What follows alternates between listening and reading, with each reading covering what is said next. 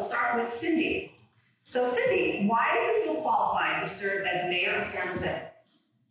Well, first of all, good evening, everyone, and thank you so much for spending your time hearing about San Jose and being with us tonight. I have loved San Jose, but that's not the reason. And I've raised my son here and, and bought a home here, but that's not the reason. The most important is that I would not have decided to run for San Jose mayor if I didn't feel like I'd accomplished a great deal as an elected official. I think public service is a very noble thing, and as a member of the city council, I doubled the amount of parkland at downtown San Jose. I'm not loving it. Would this help? Yeah. That's so good. Sorry. I doubled the amount of park space in downtown San Jose. We turned one-way couples back into two-way streets. When I served on the city council, we were the safest big city in the country, and the neighborhoods I represented were actively engaged through the Strong Neighborhoods Initiative. As a member of the Board of Supervisors, I led our efforts to fight COVID-19, and I led our efforts to buy St. Louis and O'Connor Hospital when there was no private or public sector buyer interested in them. That saved 451 beds and 2 emergency rooms. I've led our efforts to address homelessness, and we've housed almost 20,000 people in programs that I participated in. I'm running for mayor of San Jose because I believe that together we can make it safer, cleaner, build more affordable housing, and get the people who are homeless housed. I'm anxious to do this work with you this evening, and I'm glad to be with you. Matt, same question. Why do you feel qualified to serve as the mayor of San Jose? Thank you. How's that? Perfect. Okay, great. Thank you for the question. Good evening. Thank you all so much for being civically engaged and taking the time this evening to be here to hear from the two of us. I'm running this quickly and then I'll get to the question because I love San Jose. This city gave me my shot in life. I came here as a work-study scholarship student by bus from Watsonville every day to attend high school here. Fell in love with our city and all that it has to offer. And I'm very invested in our city. My wife and I are raising our 2 little kids here and care very much about the city that we raise them and the opportunities in the future that they have, as well as all of our children. I believe I'm qualified to be mayor because we need some foundational change in local government. And I have deep experience in other realms that we can learn from. I've been on the city council for nearly 2 years. I've passed legislation, I've interfaced with staff, I've seen how City Hall works. And your City Hall is full of good, well-intended people. But frankly, around policy making and the issues we face, there's a culture of complacency. I see far too much of us trying to tell a better story about what we're doing or how hard we're working than acknowledging that on the big issues, crime, homelessness, lack of affordable housing, the policies we've been pushing for years are not working, and we need much more foundational change. As a former public school teacher, as well as someone who built software companies, I have operated in other environments where accountability was at a premium, where we had to know which of my students is on grade level and not, and how to get them on grade level. When building a company, how to serve the customer and acknowledge when things aren't working, because otherwise the company disappears. We need that perspective, that level of accountability, measurement, goal setting, and I'm ready to bring that change, that culture change to City Hall. So Matt, let's start with you now. What actions will you take to ensure that our families feel safe and secure in our homes, our neighborhoods, and our parks? This is one of the key questions along with how we end street homelessness. I think those are the 2 big issues in this race from my perspective. Police staffing has to continue to be a priority. We have far too few police officers. We have just 11 officers for every 10,000 residents. Most big cities have 20 to 40, 2 to 4 times more officers. That is unacceptable. And there's this effect, I call it the Winchester Mission House effect in local government. When the budget comes around and we have a little bit of extra revenue, there's often a temptation to put more rooms on the house, new initiatives, new programs. We have to be clear about what our priorities are and fund them accordingly. And public safety is and must be our number 1 priority. But I also think, and as mayor, I will be very aggressive in continuing to advocate for change in the rest of our systems. It is not enough to simply hire more police officers. Your thinly staffed police department is arresting the same people Over and over again, in the last 24 months, your Findlay Staff Police Department arrested or cited over 100 individuals 10 or more times each. That revolving door at the county jail is unacceptable. The lack of inpatient treatment for addiction and mental illness is unacceptable. We need to hold our county and our state accountable for also delivering the funding and the policy framework for getting at root causes. And that's going to be true when we talk about homelessness as well. We are failing to acknowledge that the current policies and programs are not working, and I'm fighting to change it at the foundational level. So that is where I will start, and then of course I'll just end because I'm almost out of time. I'm a big believer in organizing our neighborhoods, investing in strong neighborhood associations, neighborhood watch. We know that neighborhoods where people are on a first name basis are safer and healthier and happier places to be, and I will be out in your neighborhoods helping you organize. Cindy, what actions will you take to ensure that our families feel safe and secure in our homes, neighborhoods, and parks? Thank you for the question, and thank you for repeating it. Let me start by making an observation. When I served on the city council 16 years ago, we were the safest big city in the country, and even then, we were thinly staffed. We had 200 more officers then than we do today, and we had 100,000 less people than we do today. What that means is that we are so behind on hiring officers that it's impacted every single day we do. Some of our calls for service take double the amount of time than when I left office. A priority 2 call used to be under 10 minutes, now it's almost 20. All of that pressure, plus not having the resources that they need to be able to respond, means we're not able to do all the investigations that we need to do to stop repeat offenders. And I just want to make this acknowledgement. What our police department has done with so little resource is actually remarkable. And at the county, let me tell you a few steps I've taken to support not just the San Jose Police Department, but all of our police departments. We now test rape kits faster than any other county in the country. And that was a partnership I had with the district attorney's office. We created a child advocacy center so children who are abused get services right away and the investigations get kicked off without further traumatizing the child. We've expanded the amount of resources we put in to fight domestic violence. I didn't wait to come back to the city of San Jose and be mayor. I did all of that as a member of the Board of Supervisors, including increasing the number of investigators that we've hired in the district attorney's office so we can support San Jose. There is no higher priority for me than making sure San Jose is safe and that we honor the civil rights of all of our community. I do believe that we can do both. Start with Cindy this time. Cindy, San Jose suffers from an extraordinarily high cost of housing, making it difficult for young families as well as those living in middle and lower income households to afford living here. How would you address this housing affordability issue?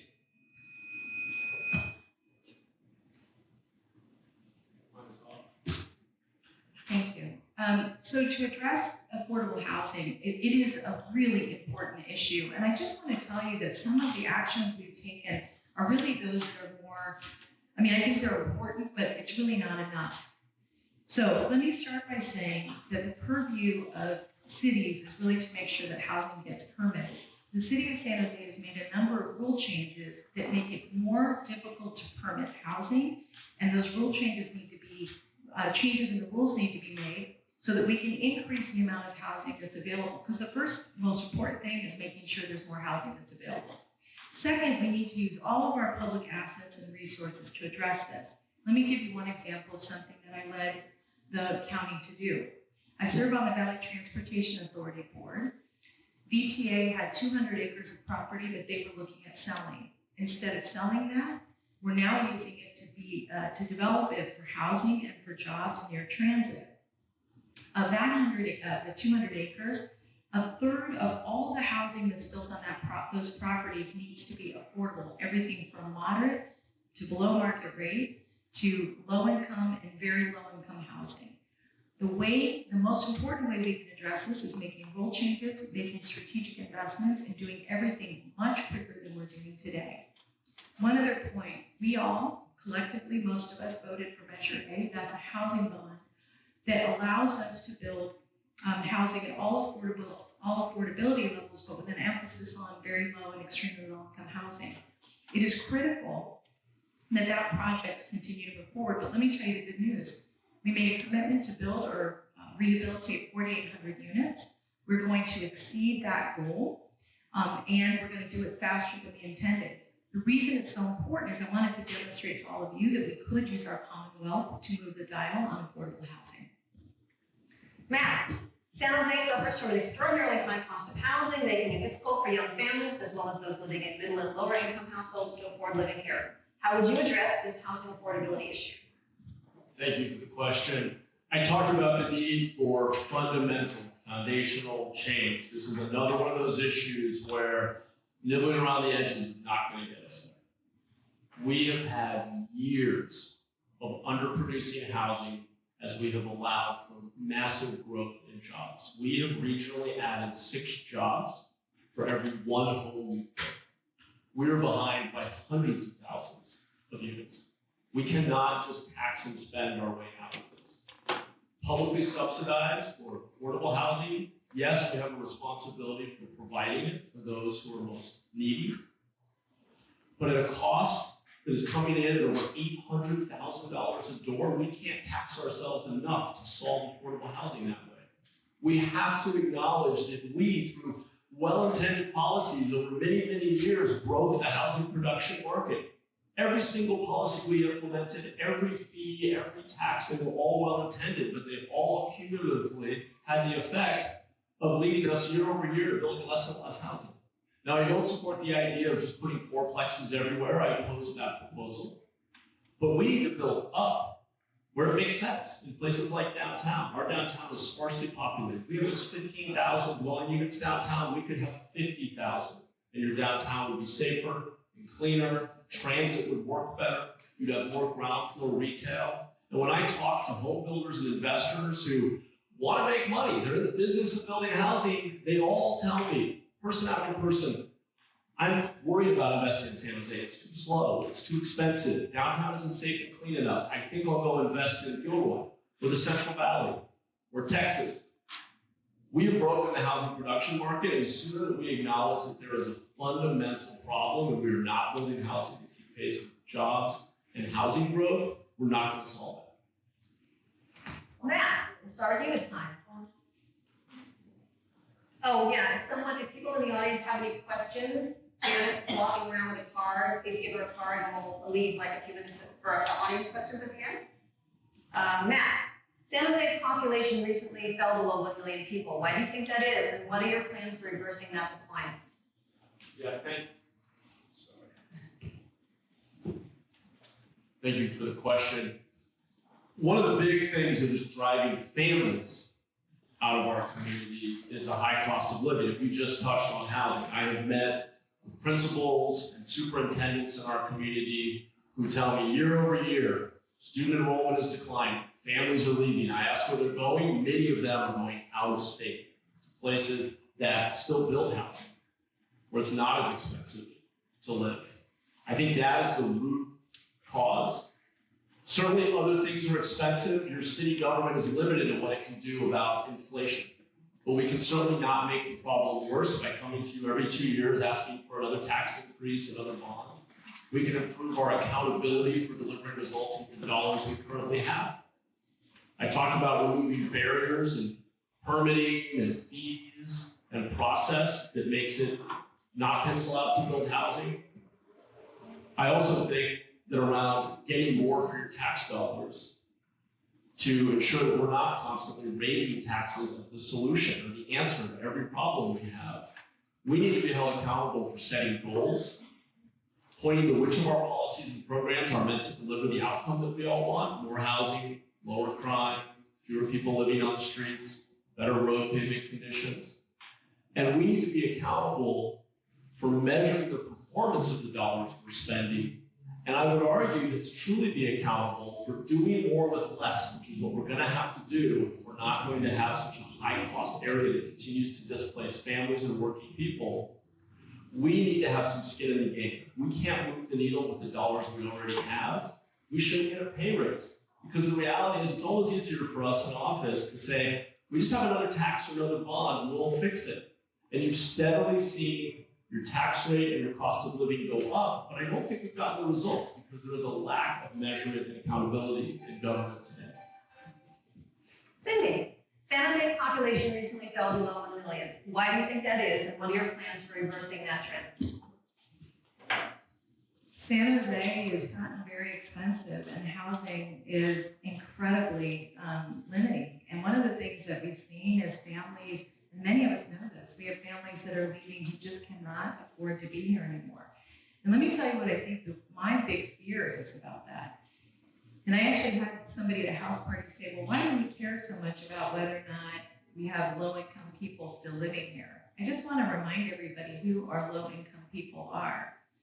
They work at our grocery stores, there are childcare providers, there are school teachers, there are bus drivers, they are our community. During COVID, we lost 350 childcare facilities, and many of those were home-based care. And where did they go? They went to San Joaquin, they went to Bakersfield, they went to Fresno because they couldn't afford to live here. We need to invest in housing in a dramatic way. And one area that I really just want to emphasize is that many of the rules that are in place that have impeded our ability to build affordable housing were things we did to ourselves. Over the last 10 years, the changes that we've made in our general plan and in the rules of the city have reduced the amount of housing by 25%. That is 10,000 units. 10,000 units. Now, when I served on the city council and I represented the downtown, just in the time that I was there, we added 7,000 units of housing in downtown. By the way, of all affordability levels, because downtown needs to have a diverse base of people who are high income, middle income, and low income. So part of it is that we need to make sure that we are ruthlessly disciplined about removing all the self-inflicted wounds, all the things that we made it harder for ourselves to do. And the other is we need to look at ways to support families, including building more teacher housing and making it easier for childcare providers, as an example, to stay in Silicon Valley. Cindy, what will you do to address our homeless issue, and how long do you expect it to remain a concern?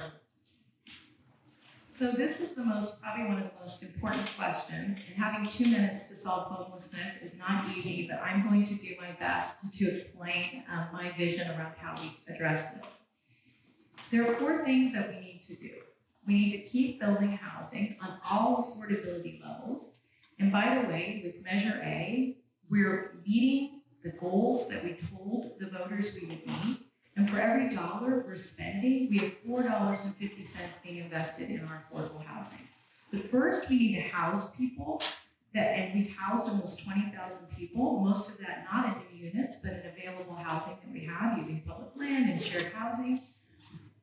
Most importantly, we need to keep people from becoming homeless in the first place. And this is something we learned during COVID. With relatively little amount of money, we were able to keep thousands and thousands of families housed.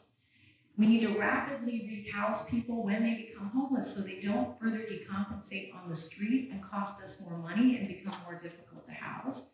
And then the other thing we need to do is use every single tool that we have. As an example, we're focused right now on housing families because 600 families in our community become homeless every year. By focusing on those families and working with schools, we can identify those families before they become homeless, and if they do become homeless, rapidly rehouse them. By 2025, we're going to have 0 homeless families, the same way we're working with veterans. I'd like to focus on foster youth and seniors next, because by really targeting those communities, we'll be able to squeeze this problem to a close. It is so challenging because for every 2 people we've been housing, 3 people become unhoused. That requires us to push on both sides of the problem until we can squeeze it to a close. It isn't easy, or someone would have done it. We've housed 20,000 people. We still have 10,000 people to go. It's complex, but I'm certain if the county and the city work more closely together, we could address this problem. Mahan, what will you do to address our homeless issue, and how long do you expect it to remain a concern? If we continue to tell ourselves that we have to solve the affordable housing crisis before we can end street homelessness, we aren't going to end street homelessness. Now, I'm for building more housing. I am for subsidizing housing for those who most need it. I'm all for prevention. These are all good ideas. But the current path we're on isn't working. And it's premised on the idea, as you just heard, that we have to solve the affordable housing crisis in order to end street homelessness. Let me give you a counterexample. New York City is a more expensive place to live. It has more homeless people per capita than we do. It's over 95%, that homeless population is over 95% sheltered. Now, those shelters aren't perfect. It's not a perfect solution. But it is completely unacceptable for us to have almost 6,000 people living outside of our city in over 400 some sprawling encampments, spending, it's estimated we spend over $50,000 per year per person on the streets just managing the symptoms of street homelessness. Emergency response, emergency room visits, responding to those fires, picking up trash. It's not helping the people on the streets. My plan is to cost effectively, using prefabricated modular units deployed on government-owned land, cost effectively scale up safe, dignified individual shelter, and then require that people live inside if they're going to live in the city of San Jose. I don't think that's inhumane. I think we can give people safe individual shelter. I think we also need to scale up inpatient services for addiction and mental illness. And at that point, I think it's okay to say, here are your options. But we can't continue to have 6,000 people living outside in the city of San Jose. And that's a pragmatic approach. But we're not going to solve it at $1 million a door and solving the affordable housing crisis before we can end street homelessness. This is for Matt. Matt, what is your perspective on development in Evergreen in general, including, for instance, Reed Hillview Airport, East Ridge, commercial development above and around the college, and the old Pleasant Hills Golf Course property? It's a very important question. You live in a part of town that is not well served by transit, as I'm sure you all know even better than I do. I've experienced it often. My general perspective is this. Development in your community here, whether it's the golf course or it's the temple that's been proposed without enough parking, or it's development in your hillsides, needs to include very robust community engagement.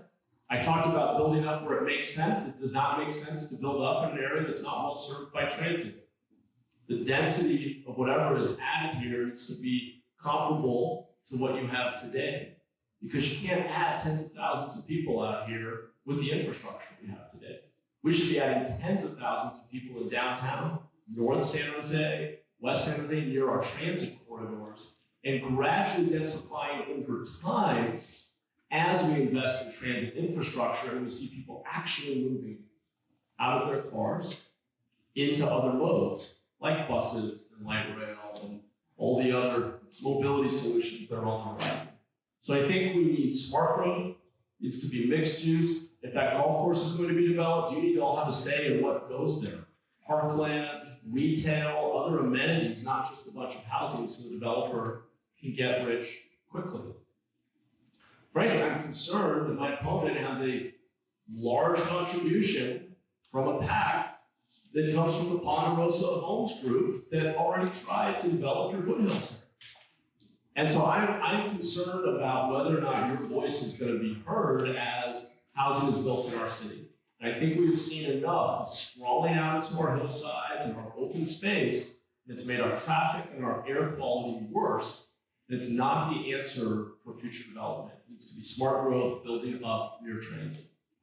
Cindy, what's your perspective on development in Evergreen in general, including, for instance, Reed Hillview Airport, East Ridge, commercial development above and around the college, and the old Pleasant Hills Golf Course property? Thank you very much for the question. And, I'm not going to spend a bunch of time going back and forth on who's investing in your campaign because I have concerns about that too. But let me just answer the broad question that's been raised tonight. First of all, when I served on the San Jose City Council, we had a program called the Strong Neighborhoods Initiative. And the Strong Neighborhoods Initiative was intended to make sure that neighbors knew how to engage the city and the city knew how to listen to neighborhoods. Every single Strong Neighborhoods Initiative area developed their own plan, design guidelines, what their vision for the community was, what was their priorities for amenities they wanted in their communities. And when developers came to see me as a council member, I was able to give them the book, send them to the neighborhood so they could have conversations with them directly. That is what I would like to see for Evergreen, which is deep and meaningful engagement and what happens with all of our properties. And I'll use Reed Hillview as an example. Right now, the board is not taking any more airport improvement grants, which means that if we continue not to do that, that the airport will close at the latest in 2031. That's 180 acres across from Eastridge. Eastridge is limited in terms of how high it can build because of the airport. Now, I don't know what Eastridge might want to do, if they would want to add housing, retail, something that looks like a Santana Row. I don't know the answer to that. But what I do know is that the only way to have deep and meaningful conversations about that is to have a plan, reach out to the neighbors, and have solutions that are shared. With Reed Hillview as an example, the county is not going to sell the land. The idea there really would be to continue to work with the community. We've done one phase of discussions already, just to get a sense from the community about what they would like to see there, while the county is continuing to determine whether or not the airport ultimately will be closed. I think neighborhood engagement and no surprises is critical to having healthy, vibrant communities. Cindy, what will be your budget priorities for the 2023-24 budget year, and what is your plan for implementing this agenda as mayor? My number one priority would be to make sure we focus on public safety and well-being. And what that means for me is making sure that we're taking a portion of all of the overtime funds right now that are being spent by the city for the police with chronic and forced overtime, which concerns me, and applying that to being able to hire more new officers. Right now, the city has decided in last June to hire 20 new officers and then 15 new officers a year over the next 5 years. I think that is way too slow. I think we need to start with 45 officers, and that would be a number one priority. In addition to that, one of the most important things we can do, again, for community well-being is making sure that we're supporting schools with after-school programming, summer programming that's affordable, because keeping young people busy is one of the ways you make sure you have a safe environment. They get someone to supervise them, they're ready for school the next day, they don't have summer brain drain, and we make sure they're not being quite so mischievous and getting into trouble that they don't need to get into, which I think is very, very important. And then the last thing I'll add is that we know that one of the most cost-effective things you can do to improve the safety of a community is to clean it up. There are study after study and experiment after experiment in cities all across the country that show when you remove graffiti, you remove mattresses, you drop violent crime by 30% in some instances before the year is up. So making sure that San Jose is clean, and I think it's very easy for us to do that. I don't think we have to raise taxes. I think we have everything we need to live within our means, focus on the basics, and make sure that San Jose is clean and vital and safe. Matt, what will be your budget priorities for the 23-24 budget year, and what is your plan for implementing this agenda as mayor? Thank you. My focus is on core services. Public safety being at the top of the list, so staffing for police and fire. I also want to prioritize public infrastructure. Our roads and parks have been neglected for far too long. And then the core city services that you all rely on that only your city can provide.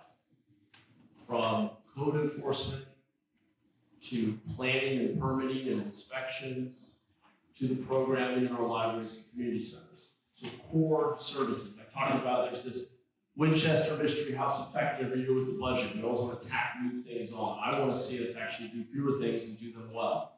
I just gave you a list of core services, and there's a lot of overlap in our list of core services. But I'm the only candidate who was focused on having us actually set a very small number of goals for each year, post them publicly on the city website, measure the performance of our programs, and actually have a feedback loop where we are accountable for delivering results, not just trying to tell you a better story at election time when we've continued to increase taxes and bonds and things haven't gotten better. Because that's what I have seen for year over year over year. I want to also note, one of the reasons we have such a constrained budget right now is that in the 90s, the early 2000s, when my opponent was the vice mayor of the council, on the council. Your city council made some pretty bad decisions, being very cozy to some of its biggest political supporters. That included unfunded and in some cases retroactive compensation agreements that we never could pay for. Today, 15% of your general fund, enough to hire 1,000 additional police officers, or double the size of our department, goes to paying off $4 billion in debt that was accrued 20 years ago. So these are 1 minute answers, Sherry. So the next couple of questions are 1 minute. So I'll start with Matt. Matt, getting in and out of Evergreen is often difficult because we have a lot of traffic. What will you do to improve our commutes? Improve our what? Commutes.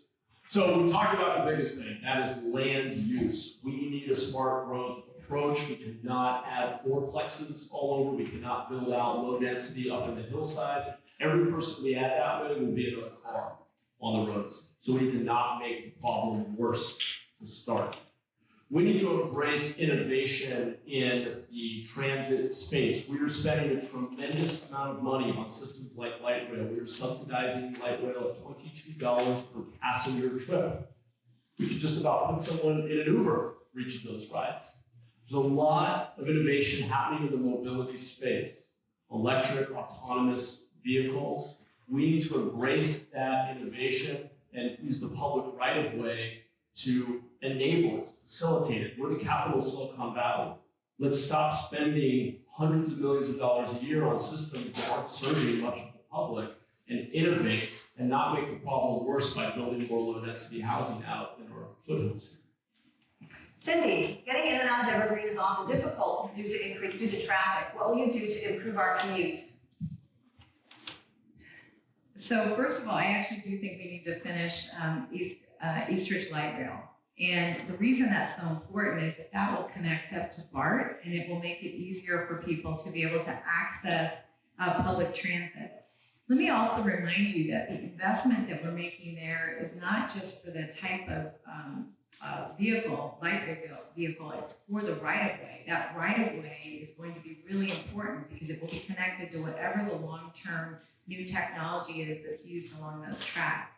The second thing I would say is that we do need to be able to be focused on new innovations and the way that people move around, but part of it is just making sure that all of our expressways are much safer, easier to cross. We should be great separating people from traffic. I think we're going to have to look at making it easier for people to move from one part of the community to the other, even being able to use alternative vehicles and walking and bike riding and other things. And we haven't invested nearly enough in making sure that those connections are built out to our transit hubs. Cindy, what are your plans for attracting small businesses to Evergreen to fill our empty storefronts? Yeah, that is a great question. And one thing I would say is that I do think that, when we look at, some of the town square here, and I would just say too that we've got to remind people that if they really want to see businesses here, they actually have to shop here. I know people talk a lot about it, but they're not going out to dinner. They're not utilizing the local vendors. And so one thing I would really want to do is work very closely with the community here to do a little campaign to get people to actually make sure that businesses can thrive here. The second thing I would say is that there probably are some opportunities to do more advertising and making it easier for people to be able to to do dinner at a show or something, because I'll tell you that a lot of house parties I've done out in the Evergreen area, the number one thing people say to me is, I love going down, well, not downtown here, but like Campbell or other places, but there's nothing in my area. Part of the reason there's nothing is you've got to use what's here, and then we can attract more people to come and invest. Matt, what are your plans for attracting small businesses to Evergreen to fill our empty storefronts?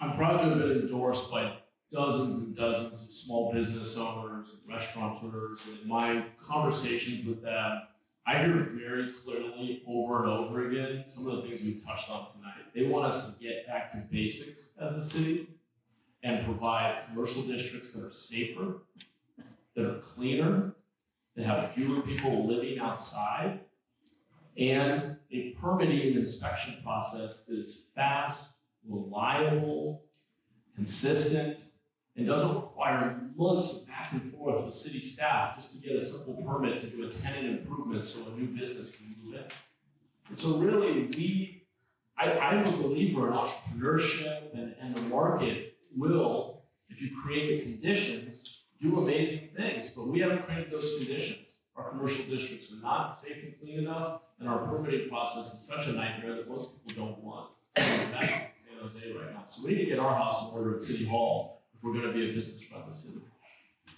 And start with Matt. Matt, it seems that politics at all levels of government have grown increasingly polarized, with neither extreme working well at all with the other. How will you work to help unify San Jose?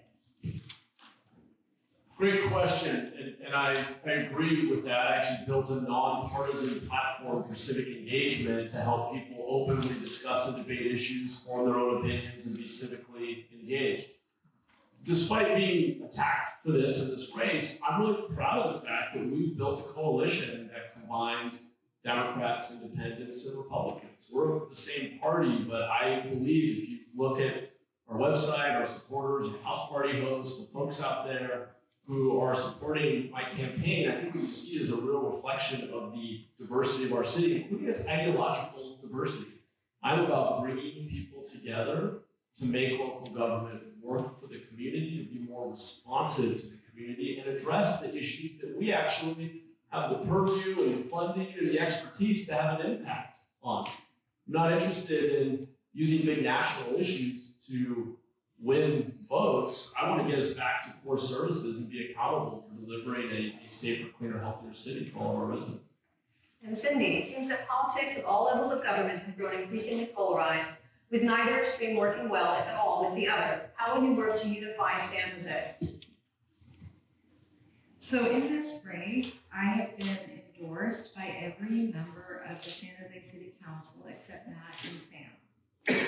And the importance of that is that some of them are to the left of me and some of them are to the right of me. But I believe the reason they've all endorsed me is they want to get work done. And with almost every one of them, we've had some project, whether it's addressing domestic violence, addressing child mental health, addressing child care, addressing public safety, that I've been able to work with them, whether I agree with their politics on everything or not. And that is really important because what you want is not to hear excuses. You want us to be the grown-ups in the room and get work done, and that's what we've done.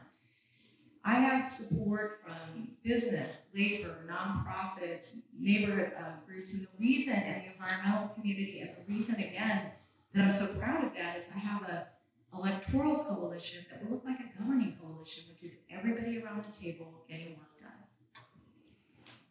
And the last one for Cindy is, what is your perspective about the Capital Expressway Light Rail project and how to revitalize VTA and hold them accountable? Hold them accountable, VTA, revitalize VTA. Yeah, thank you. I mean, I think one of the most important things, and let me just talk about the light rail project. The reason I think it's critical to finish that is that that is part of a network that is a county-wide network. Again, the priority there is protecting and maintaining that right-of-way as we get new technologies that will be able to be used there. I believe that it's possible for us to continue to bring down the cost of light rail by having fewer trains carrying people.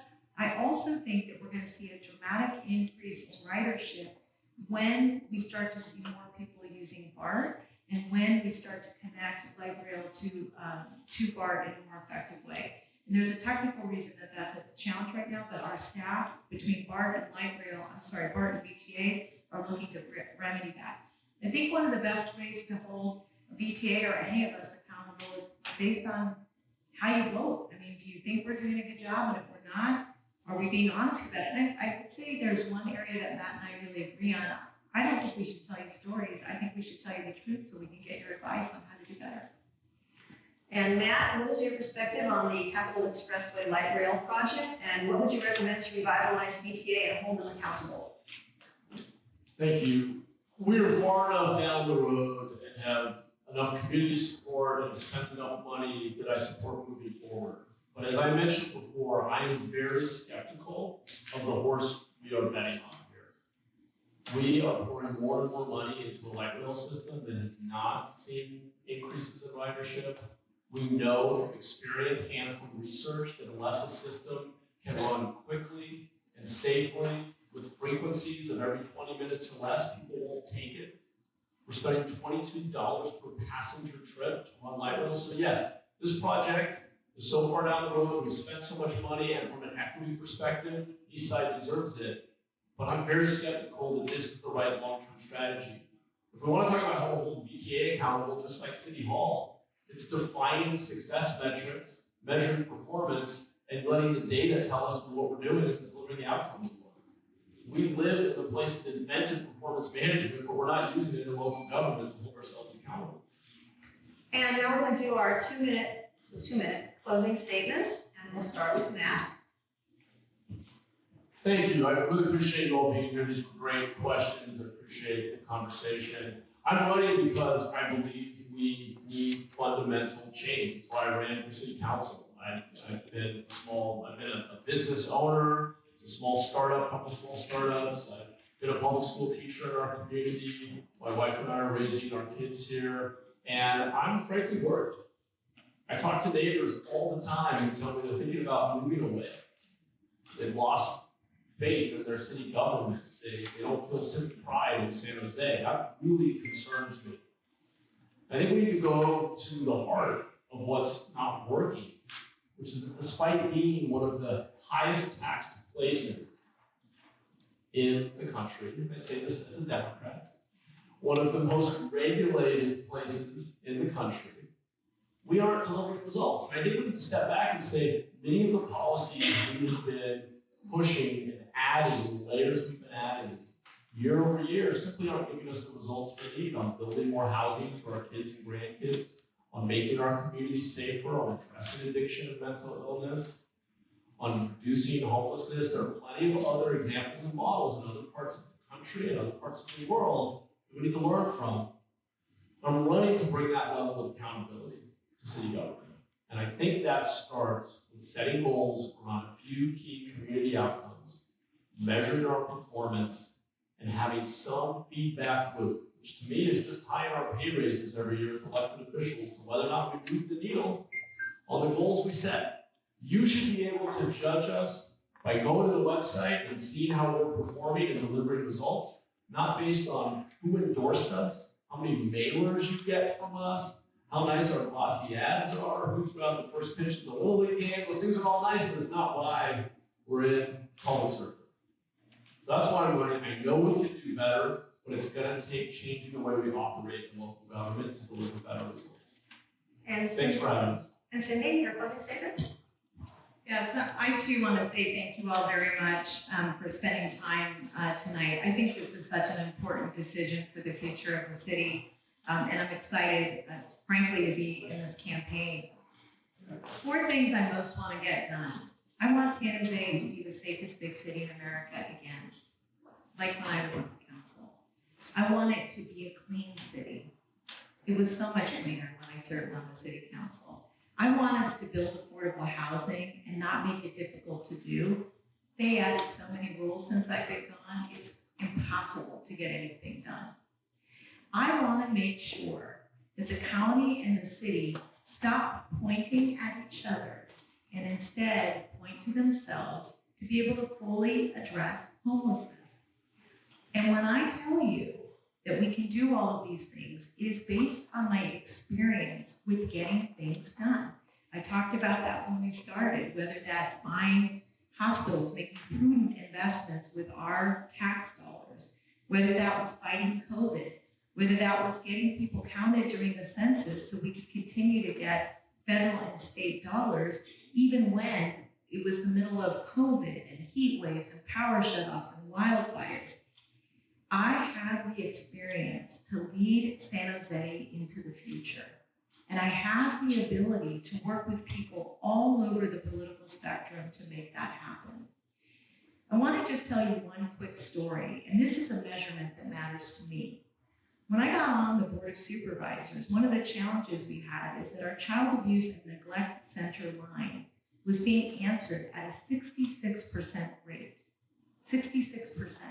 This is an emergency line. Now we're at 96. I didn't do a press conference. I didn't make a big deal out of it. We did it because we want to make sure every child is safe That's the kind of work I do when no one's watching. I'd be honored to have your support. And a big round of applause.